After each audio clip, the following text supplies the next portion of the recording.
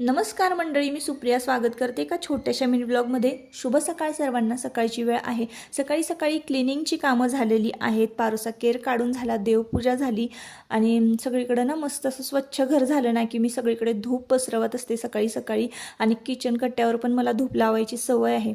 कसं आहे ना, दिवसाची सुरुवातच एकदम अशी पॉझिटिव्ह झाली ना की अख्खा दिवस मस्त पॉझिटिव्ह जातो आणि खूप फ्रेश वाटतं. तर आता आपण करणार आहोत पालक पराठे.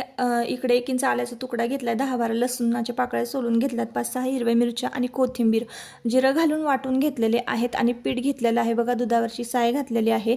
2 चमचे बाजरीचं पीठ घेतलेलं आहे, त्यानं चव खूप छान येते. आणि 2 चमचे डाळीचं पीठ, भरपूर प्रमाणामध्ये गव्हाचं पीठ घेतलं, छान मळलं आणि 10 मिनटं ही कणिक भिजू दिलेली आहे. मळताना मी पांढरे तीळ घातले होते पिठामध्ये आणि दुधावरची साय आवर्जून घालायची. एकदम मस्त होतात पराठे या सगळ्या इन्ग्रेडियंट्सनी. आणि त्यानंतर मग भिजल्यानंतर ना पराठा लाटून घेतला. आता पराठा लाटला पण ना आयुषला पालकपुरी खायची होती, तर मग म्हटलं चला ह्याच पिठाची पुरी पण करूया.